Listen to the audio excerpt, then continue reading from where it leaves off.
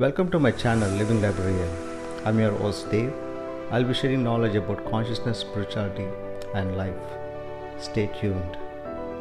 What is enlightenment or self-realization? And the Path to Reach Enlightenment? By Devkumar. Podcast. Enlightenment or self-realization is the highest state of spiritual attainment with a clear understanding of who you are.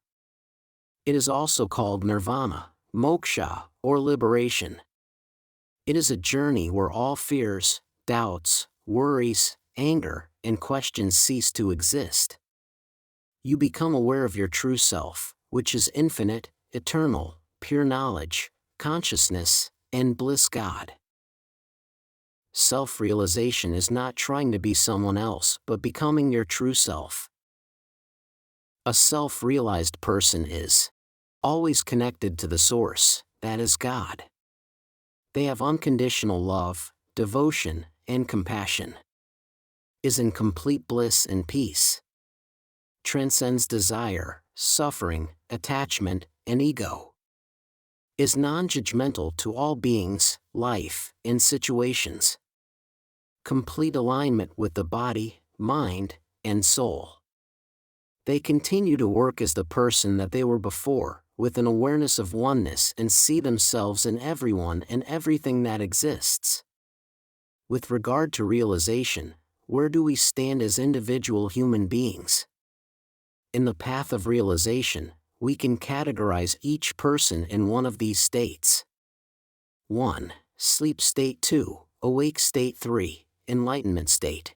To give you an analogy, imagine the source or God as an ocean, and you are a drop of water in that ocean.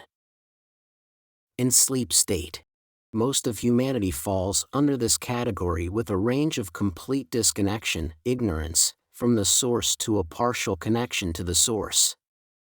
In essence, living out of alignment with their authentic selves. They may or may not have clarity in their life, and are completely indulged in their physical activities. To give you an analogy, consider a lake. The drop of water in the lake is dormant and has no connection to the ocean. This is the situation for humans who are in a sleep state. In awake state, a small percentage of people have started to wake up after realizing that some things are not working smoothly in their lives. Suddenly, they find out that they need to make drastic changes in their lives as they believe their present route is full of roadblocks and emotional turmoil. This may include trauma, stress, and negativity. With the need to improve themselves, their whole being begins to open up, and the truth slowly begins to unfold. To give you an analogy / consider a river. Suppose the outside temperature is so high, the water present in the lake starts evaporating, and the overall water level drops. The water that evaporated travels through the clouds and becomes rain, eventually falling back into a river. This is the situation of a person who wakes up from sleep. After waking, the person starts making progress on the path of enlightenment similar to water flowing in the direction of the ocean, the source. Enlightened state. In this category, hardly a few people are in an enlightened state. In an enlightened state, a person is in total bliss and one with the source. They have a complete understanding of this Maya / matrix. To give you an analogy / consider an ocean. The person ultimately becomes enlightened similar to that drop of water in the river joining the ocean. They merge with the source energy and become one. What should I do now? The first thing you can do is wake up from the ignorance stage, knowing that you are that absolute or source. When you are reading this line, you have the capacity to wake up right now. It's just a matter of your willingness and surrendering to the source. I'm sure one day you will reach that self-realization state, if not this lifetime, maybe another, or in thousands of other lifetimes. It is guaranteed that everyone will reach that level, and there is no exception whatsoever. The question then lies, when do you want to start realizing your true self? Of course, you have free will to make your own choices, and nobody is forcing you. This leads you to the conclusion that the only person who can enforce it is you. So to explain in simple terms, you need to go within yourself, work it out, and clear all those suppressed negative emotions that are stacked up since childhood and from previous lifetimes.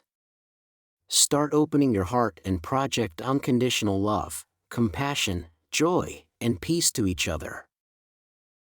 You can start initiating by seeking/spending some time and dedication to work on it. I've noticed that without dedication and commitment, it becomes just curiosity and things to know partially. When I discuss this with families and friends, they are keen to seek it at the beginning, they start focusing, and then working on it. But as time passes by, their interest drops, and they are back to their daily routine.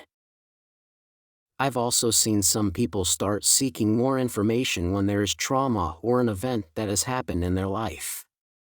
They start looking for an answer, similar to what happened to me, but it does not have to be that way. Only through suffering, you find a need to wake up.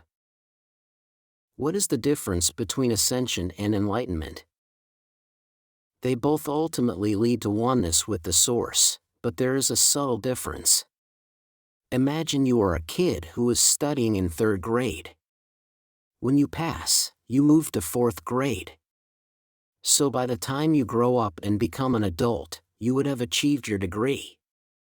Look at moving from 3rd grade to 4th grade as ascension and enlightenment, as a degree. In business terms, consider short-term goals as ascension and long-term goals as enlightenment. What is the path to reach enlightenment? There are various paths to reach the enlightenment state. It's not one path that everybody has to follow. Therefore, you choose a pathway that aligns with your interests. Some of those paths are mentioned in various scriptures such as Vedanta, teachings of Buddha, Sant-Mat tradition, and other scriptures. Note, more details will be presented in future videos, but in general. Imagine, there are various Amtrak trains at New York Penn Station. Each train will ultimately reach the same final destination, San Francisco, California. But they will be taking different routes and journey times. You, as a passenger, have a choice to choose a train.